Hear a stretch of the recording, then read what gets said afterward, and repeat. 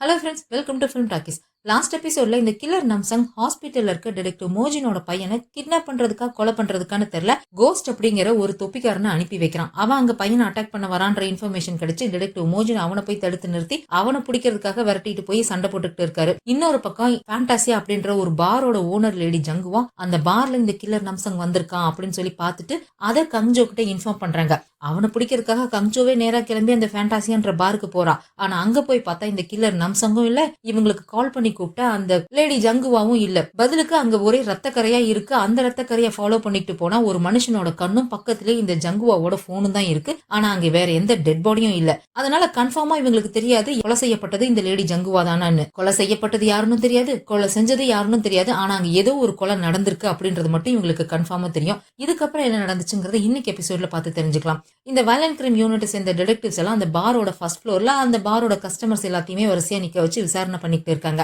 இந்த சம்பவம்லாம் நடந்தது அந்த பாரோட செகண்ட் ஃப்ளோர்லயே தேர்ட் ஃப்ளோர்லயே தான். நம்ம கஞ்சோ அங்கதான் நின்னுட்டு கீழே நடக்கிற விஷயத்தெல்லாம் பாத்துக்கிட்டு இருக்கா. அப்பதான் அவளுக்கு ஒரு விஷயம் ஞாபகம் வருது. இவன் இந்த பாருக்கு வந்து அந்த ரத்தத்தை ஃபாலோ பண்ணிக்கிட்டு போய் அந்த கண்ணை கண்டுபிடிச்சிருப்பா இல்லையா, அந்த சமயத்துல வெளியே யாரோ சிரிச்சுக்கிட்டே நடந்து வர சத்தம் அவளுக்கு கேட்டிருக்கும். அப்ப அவ என்ன நினைச்சிருப்பானா, யாரோ நம்மள நோக்கி வராங்க, இந்த ரூம்குள்ளதான் வராங்கன்னு சொல்லிதான் அவ பயந்துகிட்டு இருந்திருப்பா. அப்ப அவ கொஞ்சம் பேனிக் ஆகியிருந்திருப்பா. அதனால அவளால சரியா அதை யோசிக்க முடியல. இப்பதான் அதை நல்லா யோசிச்சு பாக்குறா. அந்த காலடி சத்தம் அவளை நோக்கி வர்ற மாதிரி இருந்திருக்காது, அவளை விட்டு தூரமா போற மாதிரி இருந்திருக்கும். அப்பவே அவ கவுண்ட் பண்ணிருப்பா எத்தனை ஃபுட் ஸ்டெப்ஸ் வருது அப்படின்னு சொல்லிட்டு. கரெக்டா அவ 10 செகண்ட் கவுண்ட் பண்ண உடனே இந்த பாரோட செக்யூரிட்டி டீமும் பேட்ரோல் டீமும் இந்த ஓடி வந்திருப்பாங்க இல்லையா, அதனால அவளுக்கு அதுக்கப்புறம் வேற எந்த சத்தமும் கேட்டிருக்காது. அதுக்கப்புறம் 13 செகண்டுக்கு அப்புறம் மறுபடியும் அதே காலடி சத்தம் கேட்டிருக்கும். அப்ப அவ என்ன நினைச்சிருப்பா அப்படின்னா, இந்த பேட்ரோல் போலீஸ் செக்யூரிட்டி டீம் எல்லாம் வேகமா ஓடி வந்ததுனால இவங்க அதிகமா சத்தம் போட்டதுனால அந்த சத்தம் நமக்கு மறைஞ்சு போச்சு அப்படின்ற மாதிரி தான் நினைச்சிருப்பா. இப்பதான் அவ யோசிச்சு பாக்குறா, இல்ல மறையலாம் இல்ல, அவன் நடந்ததே 10 செகண்டுக்கு மட்டும்தான். நடந்ததே 10 செகண்ட், அதுவும் அந்த ரூம்ல இருந்து அந்த பக்கமா போயிருந்திருக்கான் அப்படின்னா கண்டிப்பா அவன் இன்னமும் இங்கேதான் இருக்கான். இந்த இடத்த விட்டு அவன் போயிருக்கிறதுக்கு வாய்ப்பு இல்ல.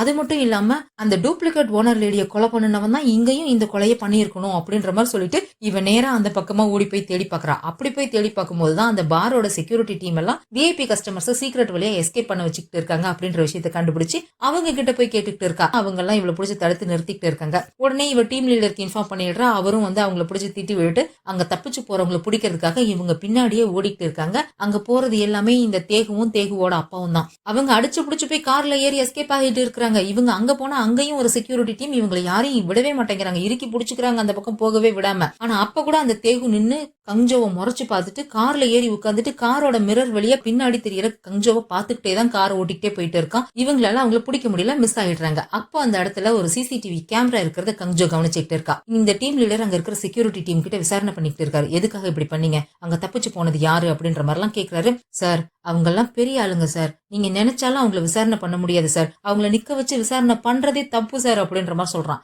அப்படி யார் அங்க போனது அப்படின்ற மாதிரி கேக்குறாங்களா. சாங்வான் எக்ஸ்பிரஸோட சிஇஓ, அவரோட பையன், அப்புறம் லேண்ட் பிளானிங் டிபார்ட்மெண்டோட மினிஸ்டரும் டைரக்டரும் அப்படின்ற மாதிரி சொல்றாங்களா. ஓ, இவ்வளவு பெரிய ஆட்கள் உன் பாரோட பின்பக்கம் வழியா எஸ்கேப் ஆகி போனது இங்க நடந்த கொலைக்கு பயந்தா, இல்ல அவங்க அங்க உள்ள நடத்திட்டு இருந்த அந்த டர்ட்டியான பிசினஸ் டீலிங் வெளியில தெரிஞ்சிடக்கூடாதுன்றதுக்காக பயந்தா அப்படின்ற மாதிரி டீம் லீடர் கேக்குறாரு. சார் இங்க பாருங்க, அவங்க என்ன பண்ணாங்க என்ன பேசினாங்கன்றதெல்லாம் எங்களுக்கு தெரியாது, ஆனா அவங்கள நிறுத்தி விசாரணை பண்ண முடியும்னு நினைக்கிறீங்களா நீங்க? அது மட்டும் இல்லாம மேடம் ஜங்குவா எங்களோட பாஸ், ஒருவேளை எங்க பாஸோட கொலைக்கும் அவங்களுக்கும் ஏதாவது சம்பந்தம் இருக்குன்னு தெரிஞ்சா நாங்க அவங்களை இப்படி போக விடுவோமா? புரிஞ்சுக்கோங்க சார், அவங்களெல்லாம் அந்த மாதிரி நம்ம விசாரணை பண்ண முடியாது அப்படின்ற மாதிரி அந்த செக்யூரிட்டி டீமை சேர்ந்தவனும் சொல்லிக்கிட்டு இருக்கான். கஞ்சோ போய் திட்டி விட்டுடுறா. சஸ்பெக்ட், கிரிமினல் இவங்க எல்லாத்தையுமே நம்ம ஸ்டேட்டஸை பார்த்து நம்ம விசாரணை பண்ணக்கூடாது சார், அவங்க செஞ்ச தப்பை பார்த்து தான் விசாரணை பண்ணணும் அப்படின்ற மாதிரி சொல்லிட்டு டீம் லீடர்கிட்ட இந்த கேஸை நீங்க டேக் ஓவர் பண்ணிக்கோங்க, இந்த விஷயம் தான் நடந்துச்சு, உங்களுக்கு கோல்டன் டைம் டீம் முழு ஒத்துழைப்பு கொடுக்கும் அப்படின்ற மாதிரி சொல்லிட்டு அவ அங்க இருந்து கிளம்பி போயிடுறா. அதுக்கப்புறம் வயலண்ட் கிரைம் யூனிட் தான் அங்க விசாரணை பண்ணிட்டு இருக்காங்க. அதுக்கப்புறம் கங்ஜோ ஓஹியானுக்கு தான் கால் பண்றா. ஓஹியான் வந்து வீட்டுக்கு கிளம்பி போய்கிட்டு இருக்கான் போல இருக்கு. கடைசியா இந்த மான்ஸ்டர் கில்லர் கொலை பண்ணாலே அந்த டூப்ளிகேட் ஓனர் லேடி, அப்ப அவங்க டெட் பாடிக்கு பக்கத்துல ஒரு பைபிளோட சாப்டர் நம்பர் எழுதி வச்சுட்டு போயிருப்பான் இல்லையா, அதே மாதிரி இங்க இப்போ அந்த கண்ணு கிடைச்ச இடத்துலயுமே ஒரு பைபிளோட சாப்டர் நம்பர் எழுதிருக்கும். அந்த நம்பரை ஓஹியான்ட்ட சொல்லி இந்த சாப்டர்ல என்ன ஸ்டோரி இருக்குன்றதை எனக்கு பார்த்து சொல்லு. அது மட்டும் இல்லாம இந்த சாங்வான் எக்ஸ்பிரஸோட சிஇஓ, அவரோட பையன் தேகு, அப்புறம் லேண்ட் பிளானிங் டிபார்ட்மெண்டோட மினிஸ்டர், டைரக்டர், இவங்க 4 பேத்தோட பர்சனல் ப்ரொஃபஷனல் டீடைல் எனக்கு வேணும். இவங்களுக்கும் இந்த ஃபேண்டாசியா கிளப்போட ஓனர் லேடி ஜங்குவாக்கும் என்ன சம்பந்தங்கிற டீடைலையும் எனக்கு கண்டுபிடிச்சு சொல்லு அப்படின்ற மாதிரி சொல்றாங்க. அவனும் சரி சரி மேடம் நான் கண்டுபிடிச்சு சொல்றேன் அப்படின்ற மாதிரி சொல்லிட்டு இருக்கான். இந்த சாங்வான் எக்ஸ்பிரஸோட சிஇஓன்னு சொல்றாங்க இல்லையா தேகுவோட அப்பா, அவன் தான் இந்த ஊர்லயே நம்பர் 1 பணக்காரனம்மா. இன்னொரு பக்கம் நம்ம தேஷ் டிடெக்டிவ் மோஜினை காப்பாத்துறேன்னு சொல்லிட்டு கிளம்பி வந்தான் இல்லையா அவரோட ஜிபிஎஸ் லொகேஷன் இருக்கிற இடத்துக்கு. அங்க வந்து பார்த்தா ஒரு திரைமை காணா. அவன் சுத்தி சுத்தி தேடிட்டு இருக்கான். கங்ஜோ கால் பண்ணி கேட்கறா என்னாச்சுன்னு சொல்லி. தேடிட்டு தான் இருக்கேன், ஆனா அவன் எங்க இருக்கானே தெரியல அப்படின்ற மாதிரி பேசிக்கிட்டு இருக்கும் போதே பக்கத்துல இருக்க கன்ஸ்ட்ரக்ஷன் பில்டிங்ல யாரோ அடிச்சுக்கிற சத்தம் கேக்குது. அங்கதான் இருப்பாங்கன்னு நினைக்கிறேன் அப்படின்னு சொல்லிட்டு இவன் வேகமா அங்க ஓடி போய் பாக்குறான். அந்த தொப்பிக்காரன் டிடெக்டிவ் மோஜினை கத்தி முனையில லாக் பண்ணி வச்சிருக்கான். 2 பேரும் அவளை கத்தியை இறுக்கி பிடிச்சிட்டு ஒருத்தர் மல்லு கட்டி நின்னுட்டு இருக்காங்க. உடனே தேசிக் துப்பாக்கி எடுத்து மேல வானத்தை பார்த்து சுடவும் அவன் கொஞ்சம் டைவர்ட் ஆகுறானா. அந்த கேப்பை பயன்படுத்தி டிடெக்டிவ் மோஜின் அவனை போட்டு அடிச்சிடுறாரு. அதுக்கப்புறம் நம்ம தேசிக் வந்து துப்பாக்கி முனையில அவனை லாக் பண்றான். ஒழுங்கா கத்தியை கீழே போட்டுட்டு இல்லைன்னா அடுத்த புல்லட் உன் நெஞ்சில பாயும் அப்படின்ற மாதிரி மிரட்டிக்கிட்டு இருக்கானா. இல்லடா அவனை நீ சுட்டுட கூடாது, இந்த புறம்போக்கு என் புள்ள மேல கை வச்சிருக்கான், அவனை நீ எல்லாம் ஒண்ணும் பண்ணக்கூடாது, அவனை நான் தான் ஏதாவது பண்ணணும் அப்படின்ற மாதிரி சொல்லிட்டு போய் அவனை போட்டு அடி அடின்னு அடிச்சுக்கிட்டு இருக்காரு. அடிச்சுட்டு அவன் கையை போட்டு உடைச்சிடுறாரு. கையை உடைச்சதுக்கு அவன் ஐயோன்னு கத்தி இருந்தா பரவாயில்ல, அவன் சிரிக்கிறான். அவன் சிரிச்சதும் இவருக்கு ஒரு மாதிரி வெறியாயிடுது. போட்டு அவனை அடி அடின்னு அடிச்சுக்கிட்டு இருக்காரு. அப்புறம் தேசிக் தான் வந்து தடுத்து நிறுத்தி, இப்போதைக்கு நமக்கு இவன் முக்கியம் இல்லடா, அந்த நம்சங் தான் முக்கியம். நம்சங் ஃபேண்டாசியா பார்ல இருக்க அந்த லேடி ஜங்குவாவை கொலை பண்ணிட்டு எஸ்கேப் ஆயிட்டான், அவனை நம்ம முதல்ல பிடிக்கணும் வா அப்படின்ற மாதிரி சொல்லிட்டு இருக்காங்களா. நான் முதல்ல போய் என் பையனை பார்த்துட்டு வரேன் அப்படின்னு சொல்லிட்டு இவர் அங்கிருந்து கிளம்பி போயிடுறாரு. இப்ப அப்படியே கட் பண்ணி இந்த தேகுவை தான் காமிக்கிறாங்க. அவன் கார்ல போய்கிட்டு இருக்கான். அப்ப அவன் ஒரு விஷயத்த யோசிச்சு பாக்குறான். கங்ஜோ இந்த பாருக்கு வந்தப்ப அந்த கண்ணு இருந்த ரூம்ல போய் கண்ணை பார்த்ததுமே உடனே அவ கண்ட்ரோல் ரூமுக்கு இன்ஃபார்ம் பண்ணிருப்பா, இங்க ரத்தம் இருக்கு, இந்த மாதிரி ஒரு ஹியூமன் பாடி பார்ட் இருக்கு அப்படின்னு சொல்லிட்டு அவ கண்ட்ரோல் ரூமுக்கு போன் பண்ணி அவ அங்க பேசிக்கிட்டு இருக்கா. அப்படி அவ பேசிக்கிட்டு இருக்கும்போது அந்த ரூமுக்கு வெளியே இருந்து இந்த தேகு தான் பாத்துக்கிட்டு இருக்கான். இவன் தான் வாயை பொத்திக்கிட்டு சிரிச்சிருக்கான். அப்படியே சத்தமே வராம மூச்சு காத்து மட்டும் வர மாதிரி குலுங்கி குலுங்கி சிரிப்பாங்களே அந்த மாதிரி இவன் தான் சிரிச்சிருக்கான். இந்த சத்தத்தை கேட்டுதான் கங்ஜோ பயந்துருக்கா. அதுக்கப்புறம் இவன் தான் அங்க இருந்து நடந்து போயிருக்கான். இவனோட காலடி சத்தம் தான் அங்க கங்ஜோவுக்கு கேட்டிருக்கு. அங்க இருந்து எஸ்கேப் ஆகி வரும்போது கூட கார் கண்ணாடி வழியா கங்ஜோவை முறைச்சு பாத்துக்கிட்டே வந்தாலையா. அவளை பார்த்து ஒரு மாதிரி நக்கலா சிரிச்சுட்டு ஒரு வழியா நம்ம 2 பேரும் மீட் பண்ணிட்டோம் அப்படின்ற மாதிரி சொல்லிட்டு போறான். 2 பேரும் இதுக்கு முன்னாடி மீட் பண்ணிருக்காங்களா, 2 பேத்துக்கும் ஏதாவது பழைய பகை ஏதாவது இருக்கா என்னன்றது தெரியல. இன்னொரு பக்கம் இந்த நம்சங் எங்கேயோ கார்ல உட்காந்துட்டு இந்த ஜங்குவா லேடி இறந்து போன நியூஸை தான் ரேடியோல கேட்டுட்டு இருக்கான். அவன் அந்த கொலையிலுமே இந்த நம்சங்க தான் சந்தேகப்படுறாங்க அப்படின்ற மாதிரி அங்க நியூஸ்ல வேற சொல்லிட்டு இருக்காங்க. அதை கேட்டு அவன் கடுப்பாயிட்டே இருக்கும் போதே இந்த தேகு இவனுக்கு மெசேஜ் அனுப்புறான். சீக்கிரமா ஜப்பானுக்கு போயிடுடா, அங்க ஹாட் ஸ்பிரிங் நல்லா இருக்குன்னு கேள்விப்பட்டேன், போய் அங்க போய் என்ஜாய் பண்ணு. இந்த ஜங்குவா இருக்கா இல்லையா, நீ அந்த பாருக்கு வந்தப்ப உன்னை பாத்துட்டான்னு நினைக்கிறேன், அவதான் போலீஸ்க்கு இன்ஃபார்ம் பண்ணி அங்க வர வச்சுட்டா, நீ ஒன்னும் கவலைப்படாத, நான் அதை சரி பண்ணிட்டேன் அப்படின்ற மாதிரி சொல்றானா. இவன் தலையா அடிச்சுக்கிறான். ஐயோ இந்த தேகுவை நான் என்ன பண்றது அப்படின்ற மாதிரி சொல்லிட்டு அவனுக்கு கோவம் வருது, அழுக வருது, என்ன பண்றதுன்னு தெரியாம அவன் பாட்டுக்கு கத்திட்டு கிடக்குறான். அவனோட ரைட் ஹேண்ட் இருந்துட்டு, பாஸ் இப்பவும் ஒன்னும் நேரம் கெட்டு போகல, நம்ம உயிரோட வாழ்றதுக்கு ஏதாவது ஒரு வழியை சீக்கிரம் கண்டுபிடிப்போம், நீங்க எதுக்காக இந்த தேகு பேச்செல்லாம் கேக்குறீங்க, எதுக்கு அவனுக்கு பயப்படுறீங்க அப்படின்ற மாதிரி அந்த ரைட் ஹேண்ட் கேக்குறானா. அப்ப இந்த நம்சங் சொல்றான், இந்த நம்சங்கோட அப்பா ஒரு கேங்ஸ்டர் அப்படின்ற மாதிரி சொல்லியிருந்தாங்களே, இவனோட அப்பா இந்த தேகுவோட அப்பா கிட்டதான் அடியாலா வேலை பார்த்துட்டு இருந்திருப்பான் போல இருக்கு. ஒரு கட்டத்துல அந்த நம்சங்கோட அப்பாவுக்கு கால் கட்டாயிருச்சு. கால் கட்டானதுக்கு அப்புறம் தேகுவோட அப்பா அவனை கை விட்டுட்டானா. அதனால அவனுக்கு கோபம் வந்து இந்த தேகுவோட அப்பாவுக்கு, அதாவது சாங்வான் எக்ஸ்பிரஸோட சிஇஓ, அவனுடைய பலத்திலேயே அடிக்கணும் அப்படின்ற மாதிரி முடிவு பண்ணியிருக்கான். அவனோட பெரிய பலமே அவனோட பையன் தேகு தான். அதனால அவனை கொலை பண்றதுக்கு என் அப்பா முயற்சி பண்ணாரு. ஆனா கடைசியில அவங்க கிட்ட அவர் மாட்டிக்கிட்டாரு. அவரை கொடூரமா அடிச்சே சாகடிச்சாங்க. அதே மாதிரி ஒரு நிலைமை எனக்கு வந்துடக்கூடாது அப்படிங்கிறதுக்காக தான் கடந்த 20 வருஷமா நான் அவங்க கிட்ட நாய் மாதிரி வேலை பார்த்துட்டு இருக்கேன். ஆனா இந்த தேகுன்றவன் ஒரு மனுஷனே கிடையாது, அவன் ஒரு மான்ஸ்டர் அப்படின்ற மாதிரி இந்த நம்சங் சொல்லிட்டு இருக்கான். இங்க டிடெக்டிவ் மோஜின் அவரோட பையனை பாக்குறதுக்காக தான் வந்திருக்காரு. பாவம் பையன் ரொம்ப பயந்து போயிருக்கான். அவங்க அப்பாவை கட்டி பிடிச்சிட்டு அழுதுகிட்டு இருக்கான். அவனை பாத்துக்கிறதுக்காக ஒரு லேடி இருப்பாங்க போல இருக்கு. அவங்க வந்து அழுதுகிட்டே சாரி சொல்றாங்க. சாரி சார், அந்த நேரம்னு பார்த்து என் பொண்ணு என்ன பார்க்க வந்துட்டா, அவளை பாக்குறதுக்காக நான் போன அந்த கேப்ல தான் இதெல்லாம் நடந்து போச்சு, சாரி சார் அப்படின்னு சொல்லிட்டு அவங்களும் அழுகுறாங்க. பரவாயில்ல விடுங்க, நீங்க என்ன பண்ணுவீங்க அப்படின்ற மாதிரி சொல்லிட்டு இவர் பையனை சமாதானப்படுத்திக்கிட்டு இருக்காரு. அந்த கெட்டவனை நான் பிடிச்சி ஜெயில போட்டேன், நீ ஒன்னும் கவலைப்படாத, இனிமே அவன் உன்னை தேடி வரமாட்டான் அப்படின்ற மாதிரி சொல்லிட்டு இருக்காரா. எனக்கு தெரியும்பா, அம்மா சொல்லியிருக்காங்க, நம்ம ஊர்ல நிறைய கெட்டவங்க இருக்காங்க, அவங்க எல்லாரையும் பிடிச்சி ஜெயில போடுறதுதான் உங்களோட வேலை, அதனாலதான் நீங்க எப்பவுமே பிஸியா இருக்கீங்கன்னு அம்மா சொல்லியிருக்காங்க அப்படின்ற மாதிரி அவனும் சொல்லிட்டு இருக்கான். அந்த சமயத்துல அந்த ஹாஸ்பிட்டலோட செக்யூரிட்டி டீம் சேர்ந்த ஆபீசர் ஒருத்தர் டிடெக்டிவ் மோஜினை வந்து பாக்குறாரு. சாரி சார், எங்களோட அஜாக்கிரதையினாலதான் இப்படி நடந்திருக்கு, நாங்க இன்னும் கொஞ்சம் கேர்ஃபுல்லா இருந்திருக்கணும். அப்புறம் நீங்க உங்க பையனுக்கு வந்த ஏதோ ஒரு கிஃப்ட் மேல சந்தேகமா இருக்குன்னு சொன்னீங்க இல்லையா, அந்த கிஃப்ட் நாங்க செக் பண்ணிட்டோம். ஆனா அதுல எந்த பிரச்சனையுமே இல்ல, அதுல ஒரு ரோபோட் பொம்மை தான் இருந்திருக்கு. ஆனா வழக்கமா கிஃப்ட் அனுப்புற வெல்ஃபேர் சென்டர்ல நாங்க கான்டாக்ட் பண்ணி கேட்டப்போ அவங்க அன்னைக்கு ஒரு சாதாரண டால் தான் அனுப்பினோம், ரோபோட்லாம் எதுவும் அனுப்பலன்ற மாதிரி சொன்னாங்க. அப்ப கண்டிப்பா இந்த ரோபோட் வெல்ஃபேர் சென்டர்ல இருந்து வரல, வேற யாராவது கொண்டு வந்து கொடுத்திருக்காங்க. சிசிடிவியை கூட நான் செக் பண்ணி பார்த்துட்டேன். இங்க வந்தவன் பிளைண்ட் ஸ்பாட்டை யூஸ் பண்ணி வந்திருக்கான், அதனால சிசிடிவில அவன் மாட்டவே இல்ல, அதனால யாருன்னு எங்களால கண்டுபிடிக்க முடியல சார் அப்படின்ற மாதிரி அந்த செக்யூரிட்டி சொல்லிட்டு இருக்காரு. இதுக்கப்புறம் நாங்க 24 மணி நேரமும் உங்க பையனை எக்ஸ்ட்ரா கேர் எடுத்து பாத்துக்கிறோம், உங்களுக்கு ஒன்னும் கவலைப்படாதீங்க, நாங்க பத்திரமா பாத்துக்கிறோம் அப்படின்ற மாதிரி அவர் வாக்கு கொடுத்துட்டு கிளம்பி போயிடுறாரு. அதுக்கப்புறம் கங்ஜோ கால் பண்றா, பையன் எப்படி இருக்கான் அப்படின்ற மாதிரி கேட்டுட்டு, உங்ககிட்ட ஒரு முக்கியமான விஷயம் பேசினா, ஹாஸ்பிட்டலோட லாபியில தான் வெயிட் பண்ணிட்டு இருக்கேன், வாங்க அப்படின்னு சொல்லிட்டு கூப்பிடுறா. டிடெக்டிவும் போய் கங்ஜோவை பாக்குறாரு. அந்த டூப்ளிகேட் ஓனர் லேடியை கொலை பண்ணாலையா, அந்த கொலைக்காரன் தான் இந்த லேடி ஜங்குவாவையும் கொலை பண்ணிருக்கணும், ஏன்னா 2 கொலைக்கும் நிறைய சிமிலாரிட்டி இருக்கு அப்படின்ற மாதிரி கங்ஜோ சொல்றா. எப்படி சொல்ற, எதை வச்சு சொல்ற அப்படின்னு கேட்டா, அந்த கொலையுமே ரொம்ப சீக்கிரமா நடந்துச்சு, ரொம்ப கம்மியான நேரத்துல கொலை பண்ணிட்டு அந்த பாடியை வேற இடத்துக்கு மூவ் பண்ணிருக்கான், இங்கேயும் அதே தான் நடந்திருக்கு, அங்கேயும் அந்த வீடு ஃபுல்லாவே ஒரே ரத்தம், எங்க பார்த்தாலும் ரத்தமா இருந்துச்சு, இங்கேயும் அதே மாதிரிதான், பாக்குற இடமெல்லாம் ரத்தமா தெரியற மாதிரி பண்ணி வச்சுட்டு போயிருந்தான். அங்க அவன் விட்டுட்டு போயிருந்த க்ளூ அந்த பாடியை கிராஸ் மாதிரி செட் பண்ணி வச்சுட்டு பக்கத்திலே பைபிள்ல இருக்க ஒரு சாப்டர் நம்பர் எழுதி வச்சுட்டு போயிருந்தான். இங்க அவன் விட்டுட்டு போன க்ளூ எனக்கு அவனோட சிரிப்பு சத்தம் கேட்டுச்சு. அதே மாதிரி இங்கேயும் பைபிள்ல இருக்க ஒரு சாப்டர் நம்பரை எழுதி வச்சுட்டு போயிருந்தான், அந்த சாப்டருக்கு இதுதான் அர்த்தம் அப்படின்னு சொல்லிட்டு அவ ஒரு கதையை சொல்றான். உண்மையிலேயே பைபிள்ல இந்த மாதிரி கதை இருக்கா என்னன்றது தெரியல, ஆனா இந்த சீரீஸ்ல சொல்ற கதையை நான் சொல்றேன். ஒருவேளை உனக்கு பார்வை இல்லாம இருந்திருந்தா நீ செஞ்ச பாவம் மன்னிக்கப்பட்டிருக்கும், ஆனா உனக்கு பார்வை இருக்குன்னு நீயா கன்ஃபார்ம் பண்ணிக்கிட்டதுனால உன்னோட பாவம் பாவமாவே கருதப்படும், அதுக்கான தண்டனையும் உனக்கு கிடைக்கும் அப்படின்றதுதான் அந்த சாப்டர்ல இருக்க கதைக்கு அர்த்தம் அப்படின்ற மாதிரி கங்ஜோ சொல்றாளா. அப்படி என்ன பார்க்க கூடாத விஷயத்த லேடி ஜங்குவா பாத்துட்டாங்க, அதுக்காக அவன் மரணத்தை தண்டனையா கொடுக்கணும் அப்படின்ற மாதிரி டிடெக்டிவ் கேக்குறாரு. அவங்க கில்லர் நம்சங் அங்க பாத்துருக்காங்க, அவனை பார்த்ததுக்கு அப்புறம் தான் அவங்க எனக்கு கால் பண்ணி சொன்னாங்க, கில்லர் நம்சங் இங்க வந்திருக்கான், அவன் யாரையும் பாக்குறதுக்காக தான் இங்க வந்திருக்கான் அப்படின்னு அவங்க என்கிட்ட போன்ல சொன்னாங்க. அந்த போன் கட் ஆகுற அந்த கடைசி செகண்ட்ல அவங்க முன்னாடி யாரோ நடந்து வர ஷூவோட காலடி சத்தத்தை நான் கேட்டேன், அதே காலடி சத்தம் தான் நான் அந்த பாருக்கு போனப்பவும் நான் கேட்டேன். ஆனா அந்த காலடி சத்தம் அந்த ரூம்ல இருந்து எதிர்த்தாப்புல இருக்கிற ரூமுக்குள்ள ஓடுற மாதிரி எனக்கு கேட்டுச்சு.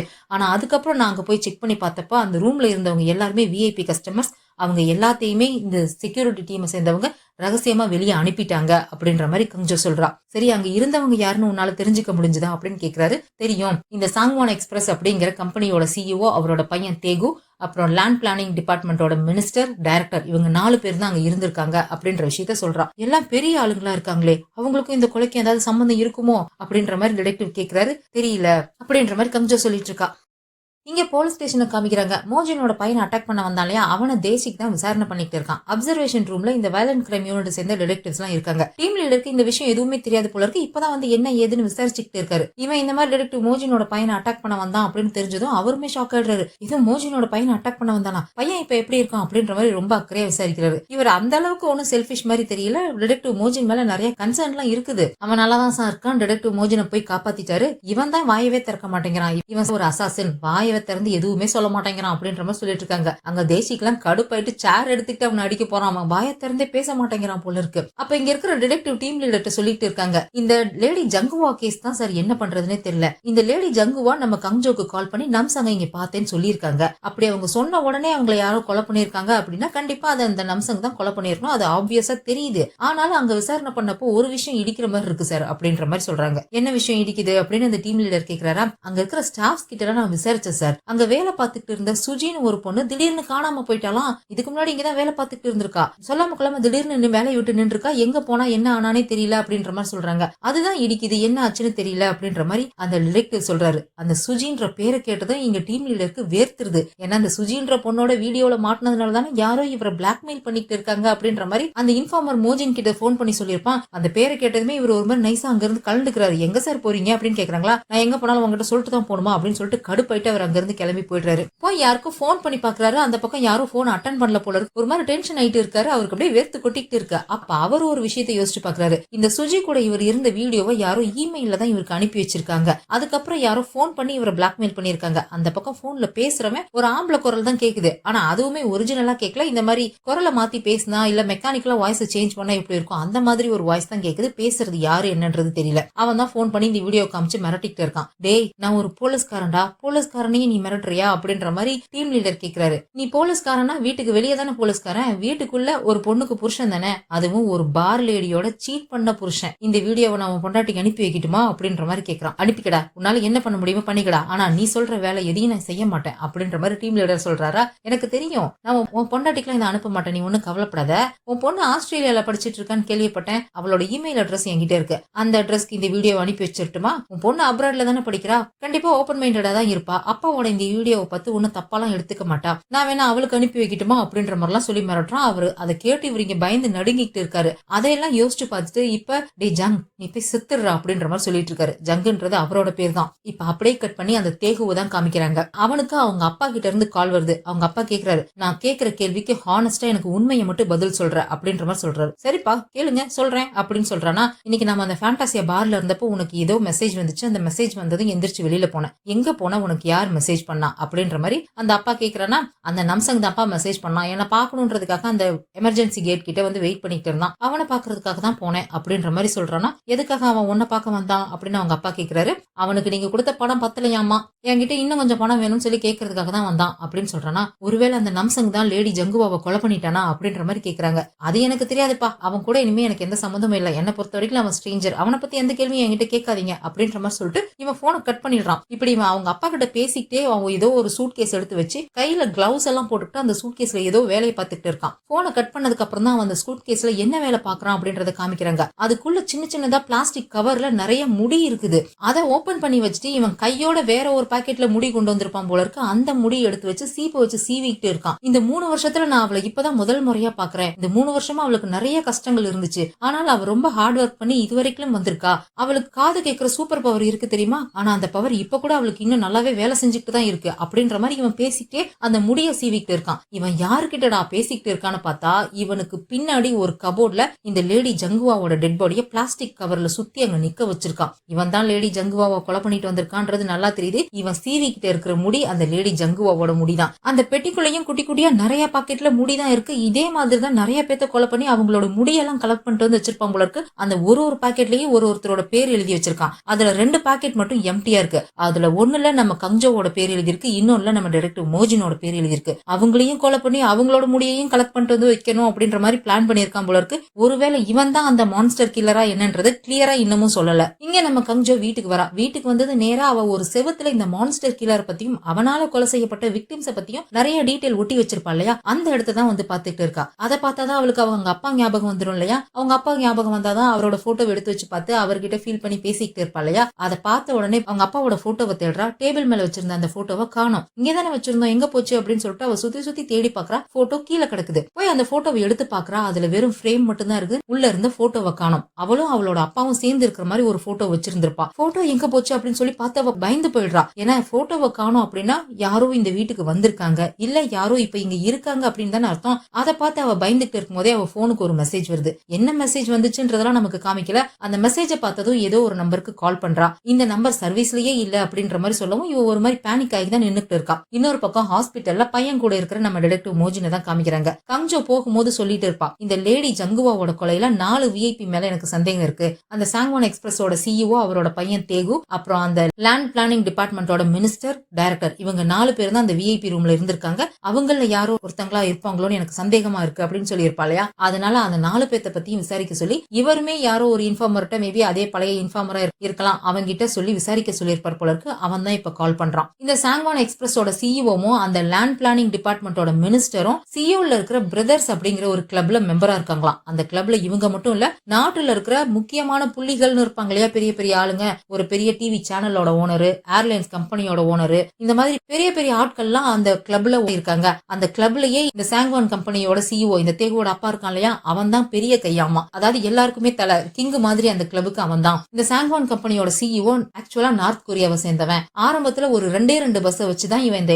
டிரான்ஸ்போர்ட் பிசினஸையே ஸ்டார்ட் பண்ணிருக்கான். அவனோட பஸ் எந்த ஏரியாவுல எந்த ரூட்ல எல்லாம் போகுதோ அந்த ரூட்ல இருக்கிற எல்லா நிலத்தையுமே அவன் விலைக்கு வாங்கியிருக்கான். அதுக்காக அவன் நிறைய கொலையும் பண்ணியிருக்கான். இப்போ நம்ம நாட்டுல வேல்யூபிளான லேண்ட் அப்படின்னு சொல்லி நீங்க எந்த இடத்த கை காமிச்சாலும் அதுல பாதிக்கு மேல இவனுக்கு சொந்தமா தான் இருக்கும் அப்படின்ற மாதிரி அந்த இன்ஃபார்மர் சொல்றான். சரி, அவனுக்கு ஒரு பையன் இருக்கானே தேகு, அவனை பத்தி ஏதாவது தெரிஞ்சதா? இந்த மாதிரி ஒரு பெரிய கார்பரேட் முதலாளி, ஒரு பெரிய பணக்காரன் இருக்கான் அப்படின்னாலே அவனுக்கு ஒரு பையன் இருந்தா அந்த பையன் ஏதாவது ஒரு ஸ்கேண்டல்ல மாட்டிருப்பான், இல்ல அவனை பத்தி ஏதாவது ஒரு ரூமர் கண்டிப்பா இப்ப இருக்கிற காலகட்டத்துல வெளியே வந்துட்டு தான் இருக்கு. அந்த மாதிரி இவனை பத்தி ஏதாவது ஒரு ரூமரோ இல்ல ஏதாவது ஒரு ஸ்கேண்டல் இவன் மாட்டியோ இருக்கானா என்னன்னு சொல்லி இவனை பத்தி ஹிஸ்டரியை நான் செக் பண்ணி பார்த்தப்ப ரொம்ப கிளீனா இருக்கு, இவனை பத்தி எந்த ஒரு தப்பான விஷயமும் வெளியே வரவே இல்ல அப்படின்ற மாதிரி அந்த இன்ஃபார்மர் சொல்றான். இல்லையே, இப்படி ஒரு அப்பனுக்கு ஒரு பையன் இந்த மாதிரி இருக்கிறதுக்கு வாய்ப்பு இல்ல, கண்டிப்பா இவனும் அவங்க அப்பன மாதிரிதான் இருக்கணும், இல்ல அவங்க அப்பனோட மோசமானவனா கூட இருக்கலாம், ஆனா வெளியே தெரியாம மறைச்சிட்டு இருக்கணும் அப்படின்ற மாதிரி டிடெக்டிவ் மோஜின் சொல்லிட்டு இருக்காரு. அதுக்கப்புறம் அடுத்த நாள் இவர் போலீஸ் ஸ்டேஷனுக்கு வந்தா தேசிக்கு ஒரு விஷயத்த சொல்றான். இவங்க பையனை அட்டாக் பண்ண அவனை புடிச்சிட்டு வந்து விசாரிச்சுட்டு இருந்தாங்களே, அவன் வாயை திறந்து எதுவுமே சொல்லல. ஆனா அவனோட போன்ல இருந்து ஏதோ ஒரு டீட்டெயில கண்டுபிடிச்சு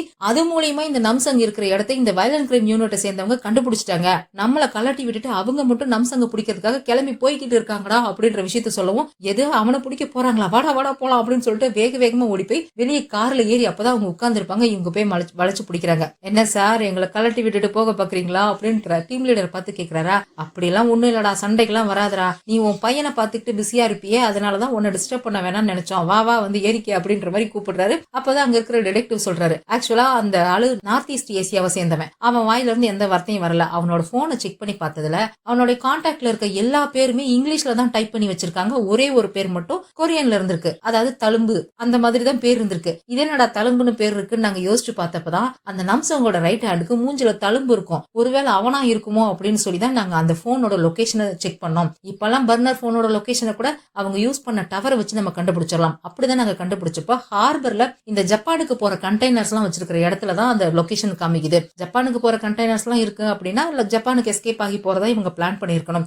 அதை செக் பண்ணி பார்த்தப்போ இன்னைக்கு ஜப்பானுக்கு ஒரு ஷிப்பு கிளம்புது அப்படின்னு நாங்க கேள்விப்பட்டோம். அதனால அந்த ஏரியாவில் இருக்கிற கரன்சி எக்ஸ்சேஞ்ச் ஆபீஸ் எல்லாம் நாங்க விசாரிச்சப்போ இந்த மாதிரி தழும்போட ஒருத்தன் வந்து 10 மில்லியன் பணத்தை ஜப்பான் மணிக்கு எக்ஸ்சேஞ்ச் பண்ணிருக்கான், அவனை தேடிதான் இப்ப போய்கிட்டு இருக்கோம் அப்படின்ற மாதிரி சொல்லிட்டு இருக்காங்களா. போதுண்டா, அவனுக்கு நீங்க விளக்கம் சொல்லி முடிக்கிறதுக்குள்ள அங்க ஷிப்பு கிளம்பி ஜப்பானுக்கே போய் சேர்ந்துரும் அப்படின்ற மாதிரி டீம் லீடர் கத்திக்கிட்டு இருக்காரு. உடனே இவங்க கார்ல ஏறி கிளம்ப பாக்குறாங்க. அப்ப தேசிக்கும் பின்னாடியே போய் மூஞ்சினுக்கு பின்னாடியே ஏற போறானா, டேய் நீ எங்க வர, கோல்டன் டைம் டீம் அம்போன்னு விட்டுட்டுலாம் வராத, கண்ட்ரோல் ரூம்ல இருந்து கால் பண்ணுவாங்க, நீ இங்கே இரு அப்படின்ற மாதிரி கலட்டி விட்டுட்டு போறாரு. இல்லடா நானும் வரேன்டான்னு அவன் கெஞ்சிட்டு இருக்கான். டிரெக்டர் பிடிச்சி தள்ளி விட்டுட்டு போயிடுறாரு. இங்க கண்ட்ரோல் ரூம்ல கங்ஜோ தான் காமிக்கிறாங்க. ரொம்ப டென்ஷனா உட்காந்துருக்கா. போன்ல ஏதோ ஒரு சிசிடிவி வீடியோ தான் பாத்துட்டு இருக்கா. ஆனா அது ரொம்ப இருட்டா இருக்கு, எதுவுமே தெளிவா தெரியவே இல்ல. பவர் கட் ஆயிருக்கு மேடம், அதனாலதான் எதுவும் தெளிவா தெரியல அப்படின்ற மாதிரி யாரோ சொல்லியிருப்பாங்க போல இருக்கு. அதெல்லாம் யோசிச்சு பார்த்துட்டு அந்த வீடியோவை பாக்குறா. அவளுக்கு ஒன்னும் புரியல, கடுப்பாயி அதை போனை வச்சுட்டு ஏதோ ஒரு கேஸ் ஃபைல தான் எடுத்து பாக்குறா. ஜிஹி அப்படின்ற ஒரு பொண்ணோட கேஸ் ஃபைல் தான் அது. இந்த ஜிஹின்றது யாரு என்னன்றதெல்லாம் தெரியல. அந்த பொண்ணோட கேஸ் ஃபைல்ல என்ன போட்டிருக்கு அப்படின்னா, இந்த பொண்ணு ஏதோ ஒரு வெல்ஃபேர் சென்டருக்கு ஒரு நாள் காலையில 11 மணிக்கு போயிருக்கா.